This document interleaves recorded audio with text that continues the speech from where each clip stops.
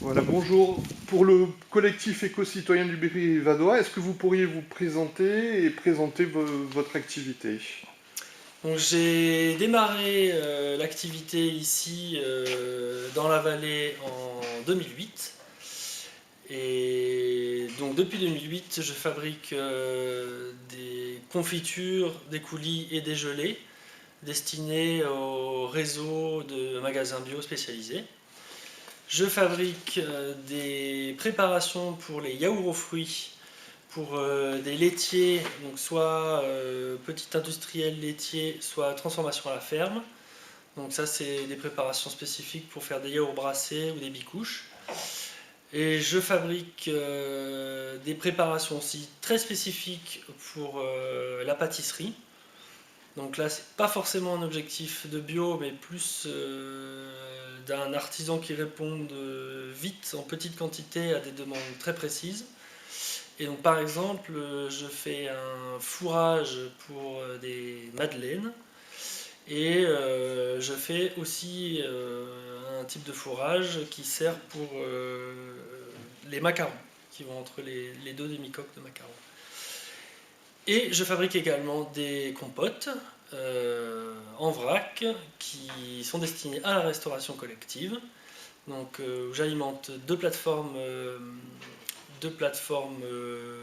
bio qui sont BioApro à Brignais dans le Rhône et également Auvergne Biodistribution à Combronde.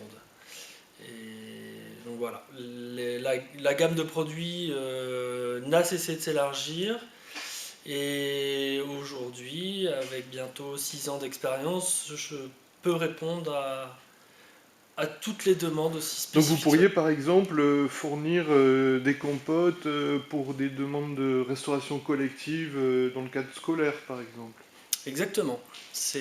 Donc j'ai déjà un certain nombre de clients qui consomment de mes compotes.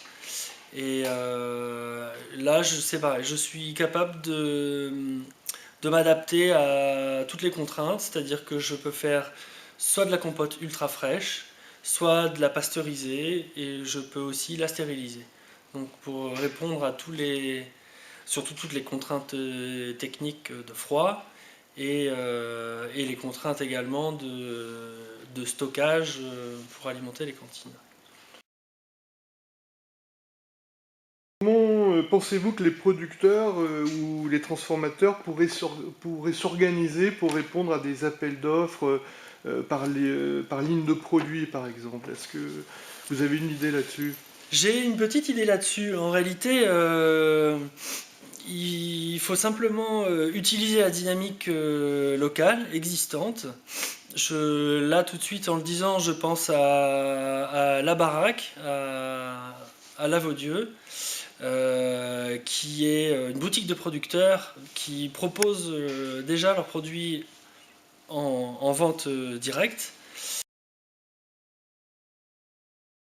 Ça veut dire que déjà il y a une organisation, une collectivisation un petit peu de la vente pour justement que chacun puisse et produire dans les meilleures conditions de son côté et pouvoir répondre à de la demande. Donc c'est une petite structure qui alimente déjà un petit peu de la restauration en restaurant, en gastronomie, qui font du panier, et c'est voilà, une structure et un groupement qui présente l'avantage de proposer du fromage, de la viande, des fruits et légumes, déjà une gamme un peu étoffée. Donc c'est là où je pense qu'effectivement, c'est des gens qui sont déjà organisés aujourd'hui pour répondre à des demandes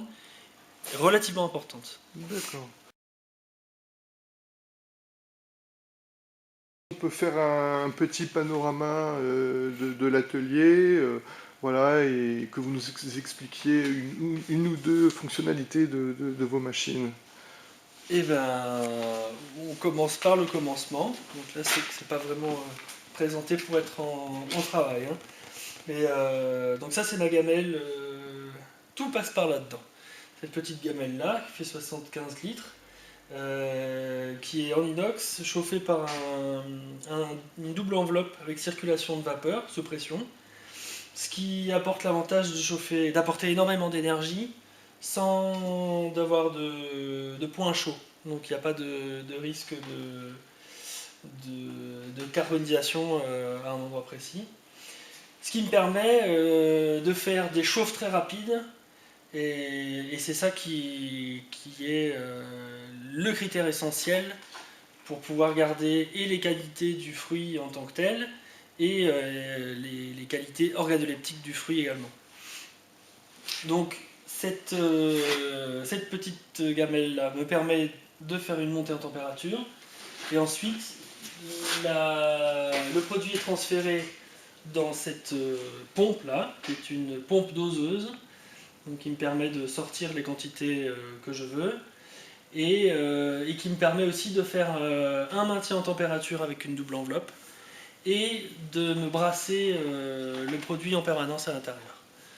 Donc là, quand je suis arrivé à mon palier de temps, je peux sortir la marchandise, soit en conditionnement en seau, comme cela, soit des poches souples, qui ont la même fonction, mais avec l'avantage d'avoir un vide d'air, ou sur des pots, donc des petits pots de coulis ou des grands pots de confiture, qui sont la pompe doseuse vient en bout ici, et ensuite c'est capsulé, c'est une capsuleuse automatique avec un jet de vapeur qui permet une conservation optimale du produit, et c'est étiqueté directement, et ça va sur la table, la petite table d'accumulation là-bas, parce que je travaille tout seul à la fabrication, à la transformation.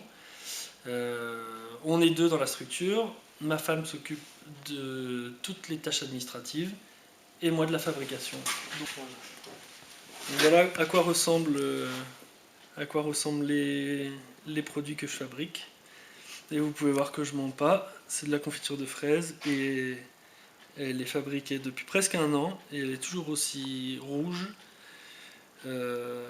comme le premier jour. C'est la différence avec une cuisson longue et le potentiel qu'a ce genre de matériel-là.